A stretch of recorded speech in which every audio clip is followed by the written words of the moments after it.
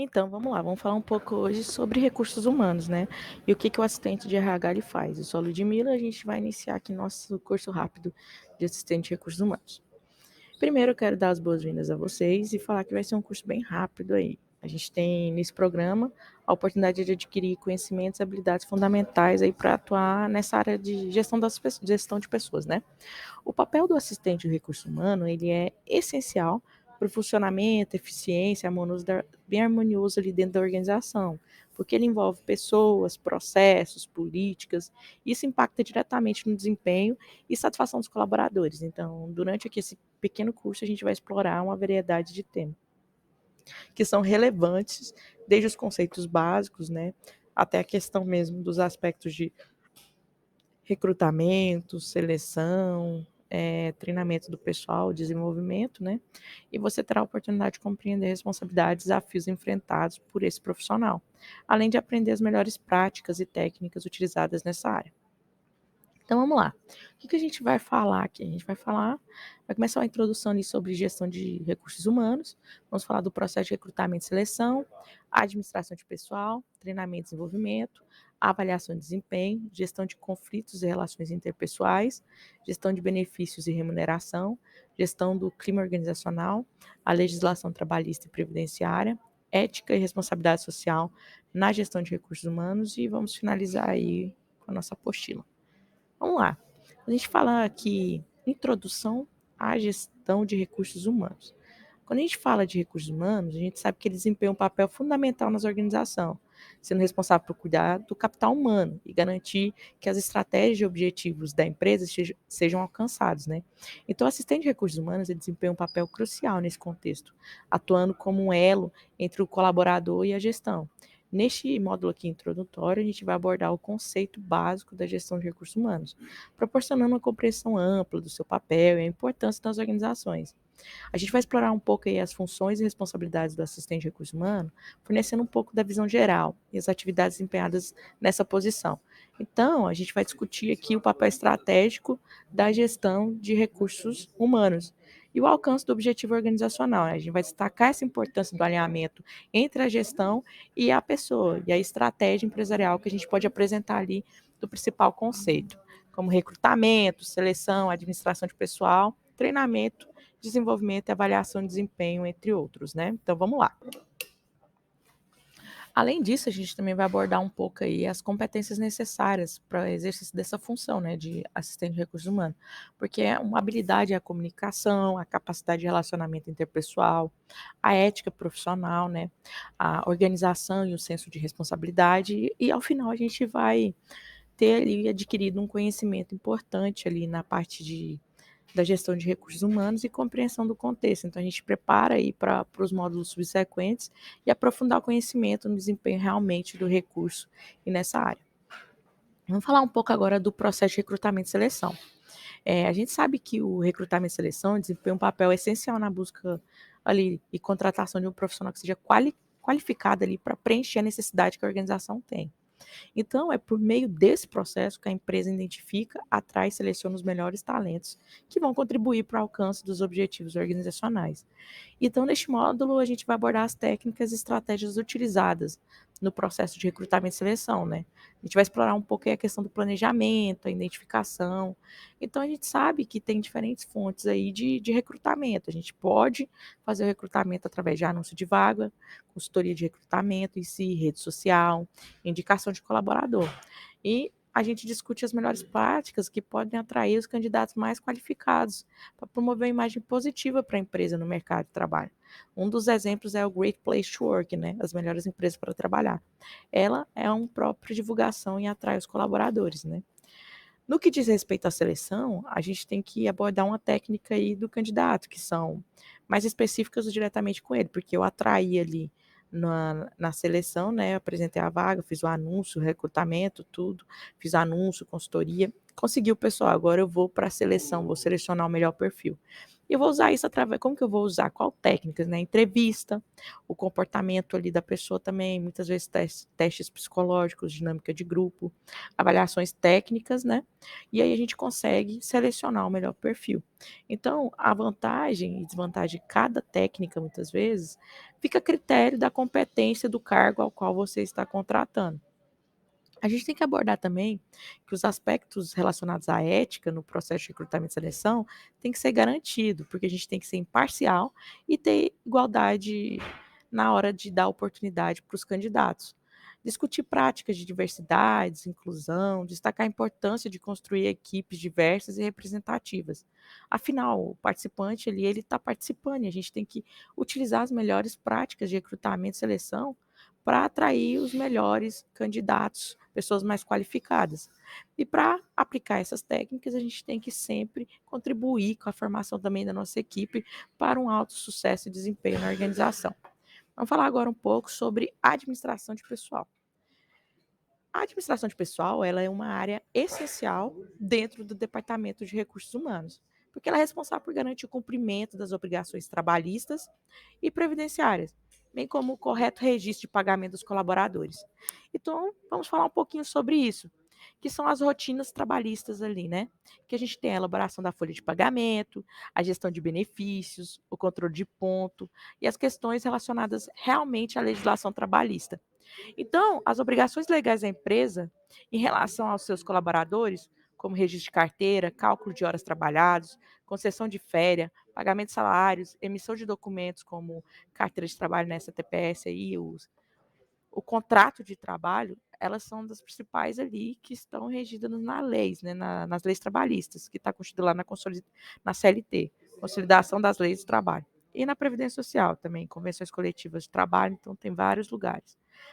A gente vai abordar aqui nas rotinas do departamento pessoal a admissão do novo colaborador, o registro desse controle, os documentos que ele tem que levar, a folha de pagamento que você vai elaborar para ele, os descontos que ele vai ter ali legais, as horas extras, o pagamento e o benefício tem um critério a ser estabelecido, de acordo com a CLT e também de acordo com o que foi passado para o colaborador.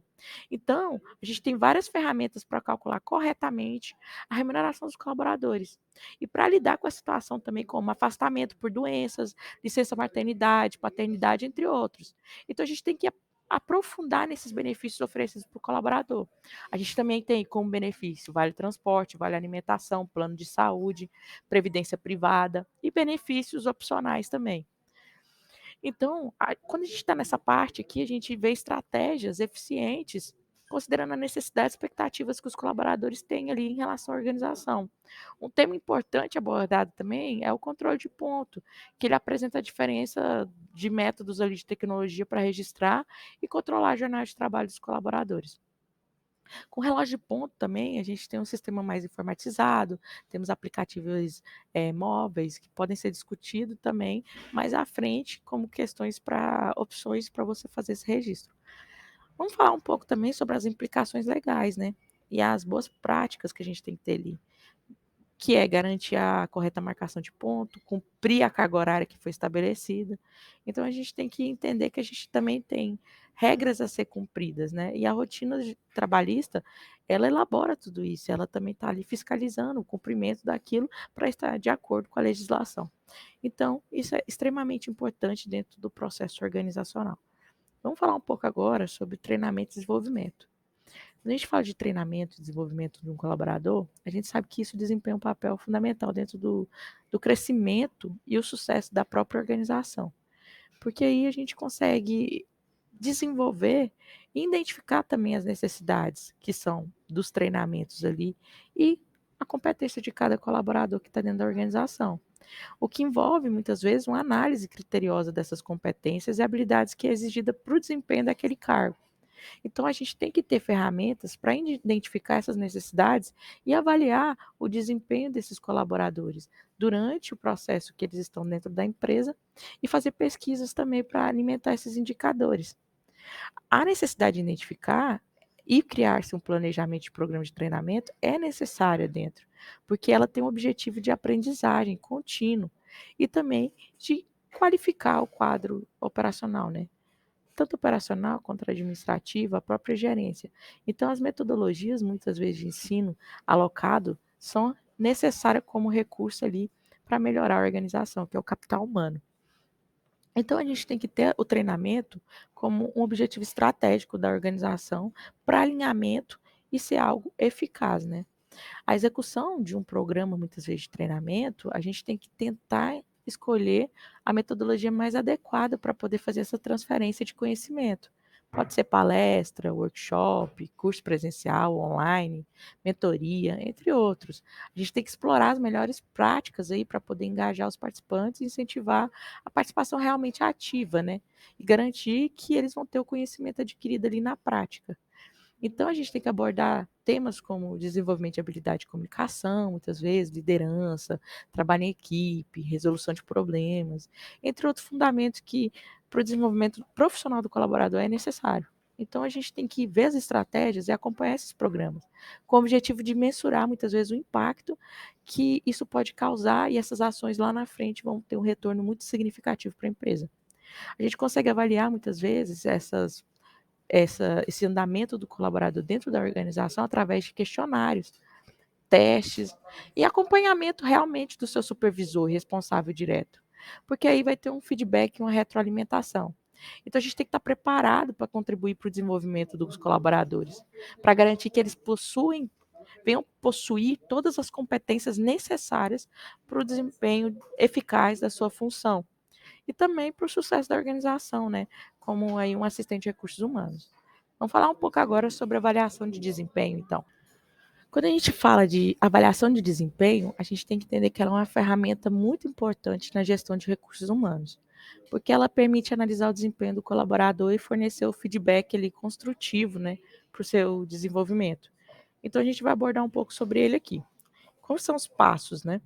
O primeiro passo para realizar uma avaliação de desempenho eficaz é estabelecer critérios claros e objetivos de avaliação.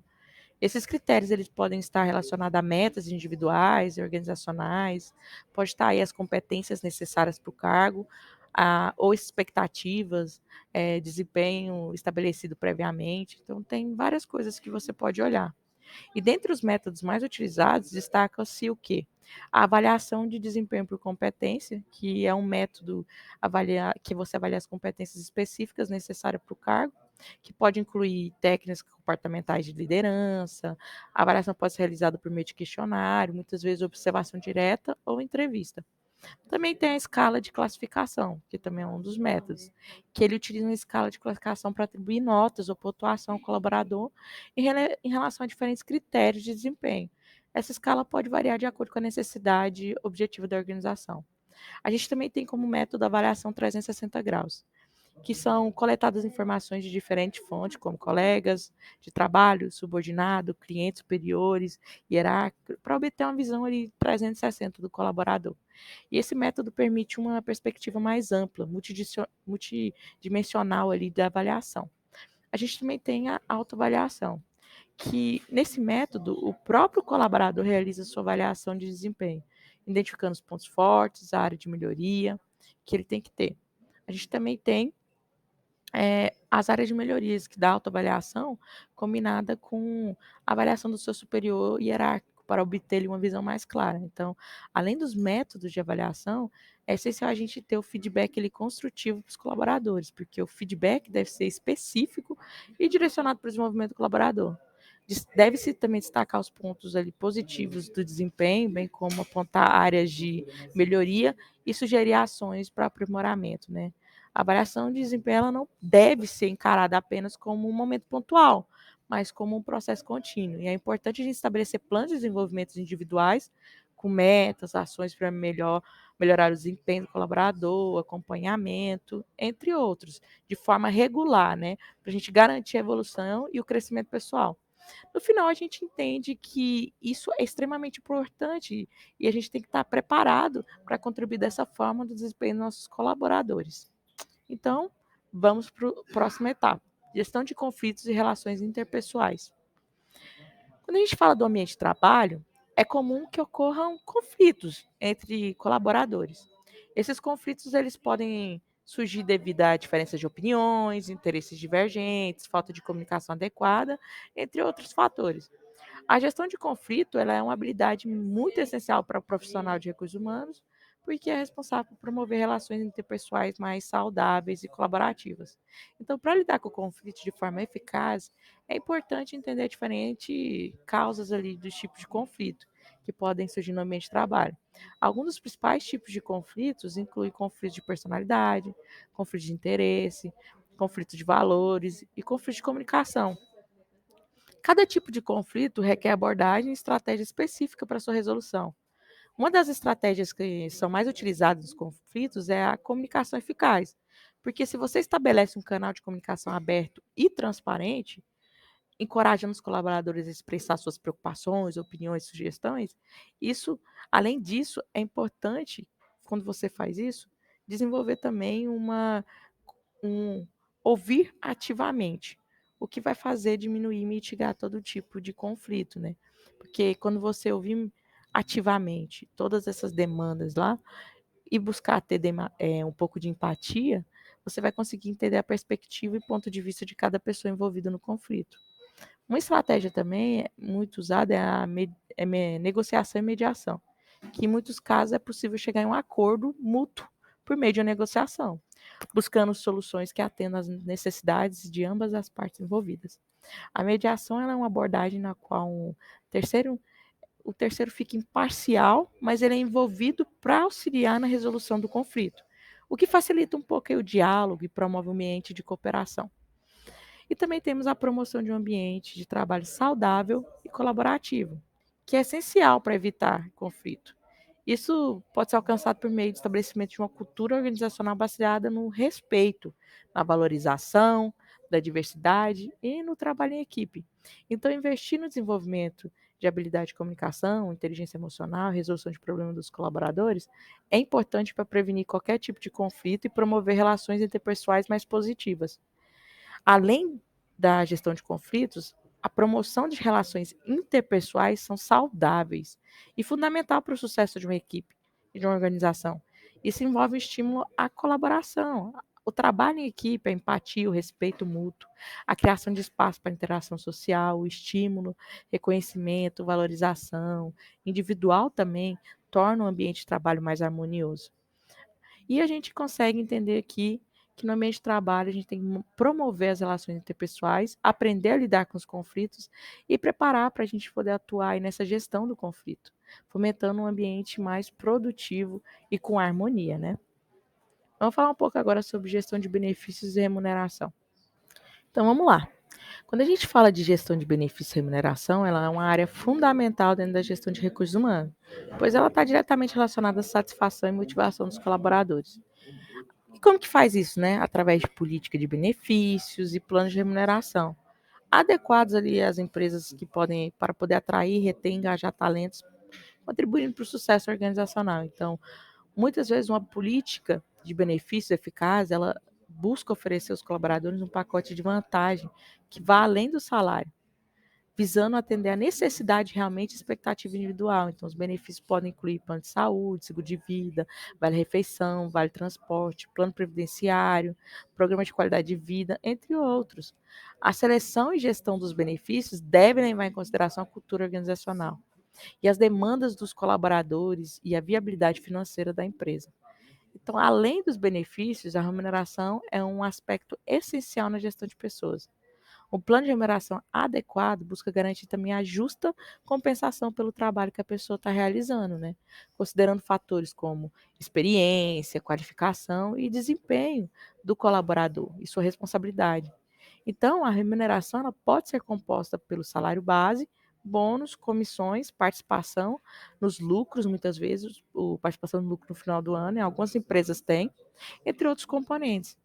É importante a gente estabelecer critérios claros e transparentes para determinar a remuneração de cada colaborador, de forma a promover ali a equidade e a motivação.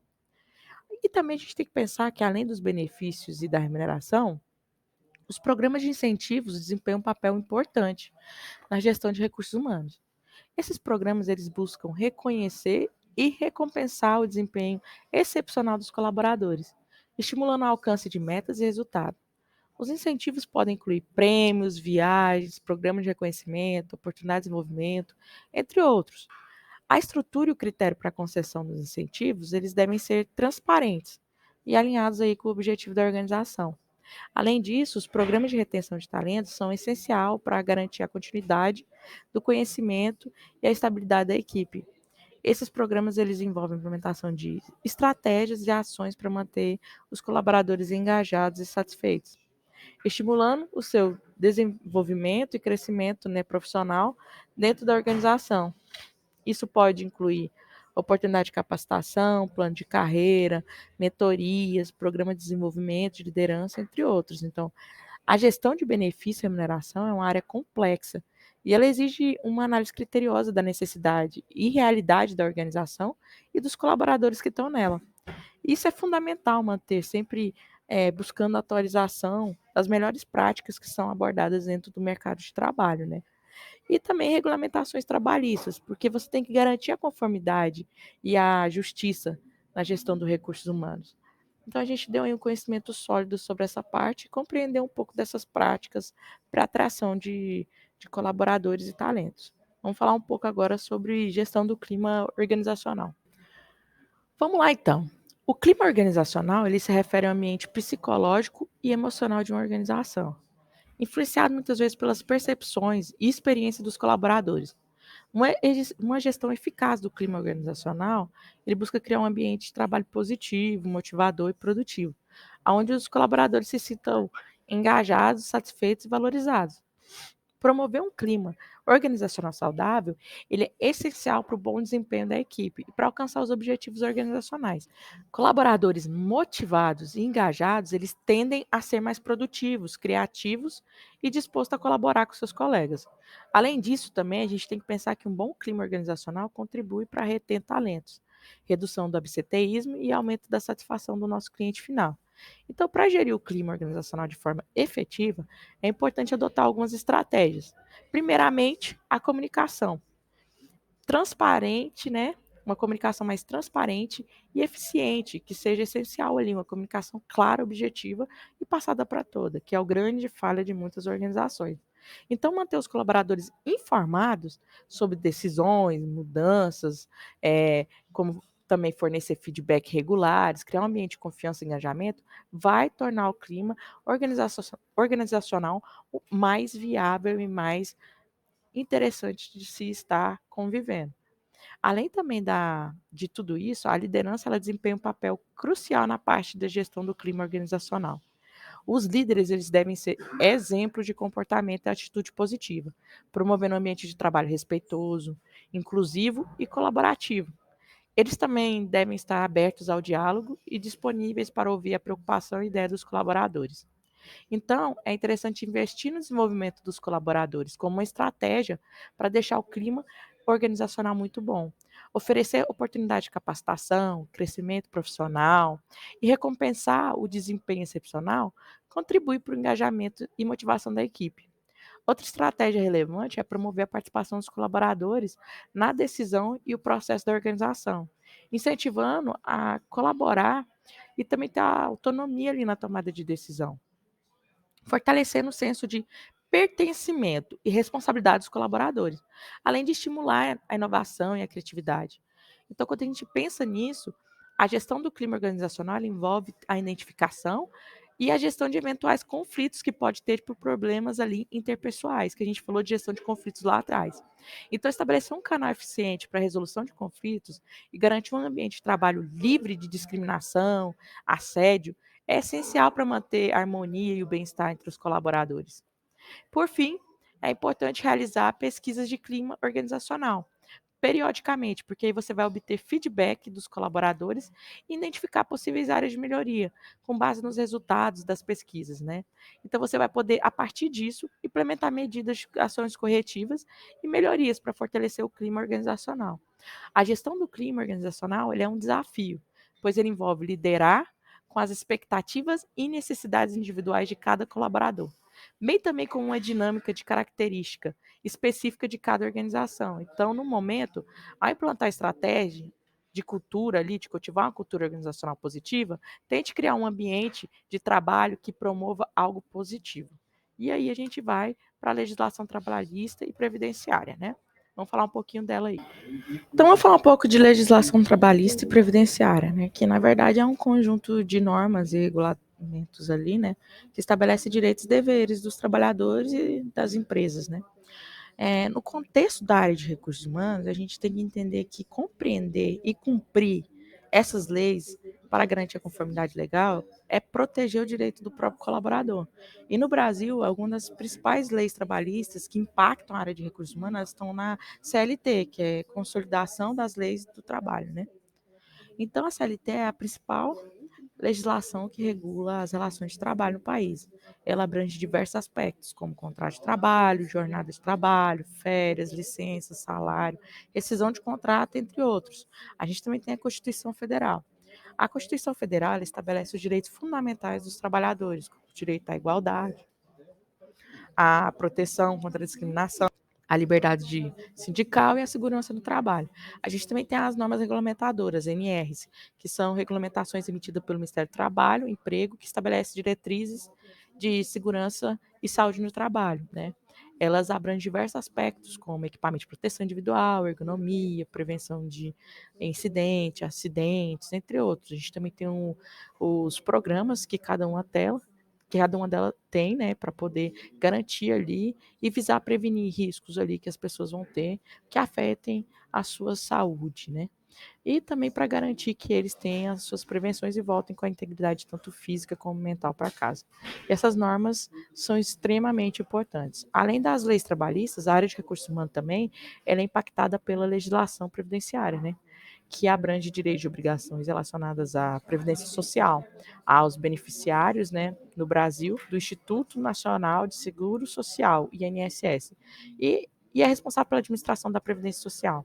Algumas das principais legislações previdenciárias incluem a Lei Orgânica de Previdência Social, LOPS, que estabelece as normas gerais de previdência social, incluindo benefícios como aposentadoria, pensão por morte, auxílio-doença, entre outros. E também tem o RGPS, que é o Regime Geral de Previdência Social, que ele regula a previdência social para os trabalhadores do setor privado.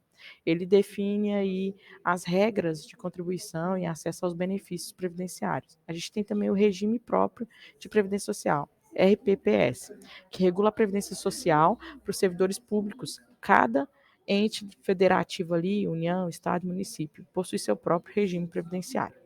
Então, é fundamental que os profissionais de recursos humanos sejam atualizados sobre leis e regulamentos trabalhistas e previdenciários e busquem sempre orientação jurídica, sempre que necessário, para o cumprimento dessas leis de forma adequada e também para contribuir para a segurança e bem-estar dos colaboradores, além de evitar problemas legais para a empresa. Vamos falar um pouco agora sobre ética e responsabilidade social na gestão de recursos humanos. Ética e responsabilidade social na gestão de recursos humanos tem os princípios éticos, né? A gente vai falar um pouco sobre ele. A gente tem que entender que a ética, ela desempenha um papel fundamental na gestão de recursos humanos.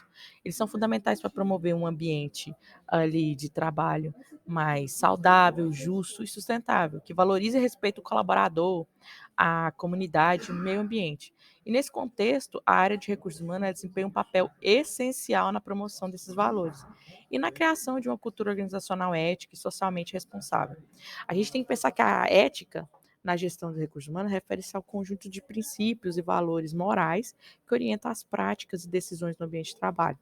Os profissionais de recursos humanos, eles devem agir com integridade, transparência, imparcialidade, garantindo a equidade e a justiça nas relações de trabalho. Isso também envolve tratar todos os colaboradores com respeito, promover igualdade de oportunidade, respeitar a privacidade, confidencialidade, informação e agir de acordo com regulamentos e leis aplicáveis, né? Então a gente tem que ter a diversidade e a inclusão também, são essenciais aí para a gestão da ética. A gente fala de diversidade referindo à variedade característica de cada colaborador, como gênero, idade, raça, origem, orientação sexual, entre outras. Então, a inclusão, por sua vez, ela diz respeito à criação de um ambiente onde todas as pessoas se sintam valorizadas e incluídas, independente de suas diferenças profissionais. De recursos humanos, a gente tem que entender que a gente está ali para todos de forma igual, garantindo a igualdade de oportunidades, a equidade salarial, a promoção da equidade de gênero e a eliminação de qualquer forma de discriminação no ambiente de trabalho. Então, a responsabilidade social na gestão de recursos humanos envolve a adoção de práticas e políticas que contribuem para o bem-estar da comunidade e do meio ambiente. Isso pode incluir implementação de programas, voluntário, ações de sustentabilidade, apoio a causas sociais e promoção de engajamento dos colaboradores, né, em projeto social. Além disso, os profissionais de recursos humanos também devem garantir que a empresa esteja em conformidade com as leis, respeitando os direitos dos trabalhadores e tendo as melhores práticas sustentáveis aí. Lembrando também de criar uma reputação positiva e atrair, fazer a atração e retenção desses talentos. Então, a cultura fortalecida dentro da organização ela promove um ambiente de trabalho saudável e assuma a importância da ética em desenvolver dessa forma, traz a inclusão, diversidade, e aí o ambiente se torna um ambiente justo, sustentável e que valoriza o desenvolvimento. E agora, vamos concluir. A gente concluiu aqui nesse curso rápido de assistente de recursos humanos que você está preparado para ingressar nessa área dinâmica e desafiadora. Terá que adquirir conhecimentos sólidos sobre os principais aspectos da gestão de pessoas, desde a atração e seleção de talentos até o desenvolvimento ali de retenção dos colaboradores. Lembre-se de que a atuação do assistente de recursos humanos requer não apenas conhecimento técnico, mas também habilidades interpessoais, como comunicação efetiva, capacidade de resolver conflitos e empatia. O sucesso dessa área ela depende da sua capacidade de compreender a necessidade dos colaboradores. Então, alinhar as práticas de recursos humanos com o objetivo estratégico da organização. A gente tem que entender, então, que ao máximo o conhecimento adquirido nesse curso ele é essencial para aprender a desenvolver continuamente ali competências e habilidades que você vai ter. E eu desejo a você muito sucesso nessa jornada, como assistente de recursos humanos, que você possa contribuir para o crescimento e desenvolvimento das organizações que você trabalha, promovendo um ambiente de trabalho positivo e engajador para todos os colaboradores. Nos vemos na próxima. Mais específico, a gente vai ter aqui para você poder falar.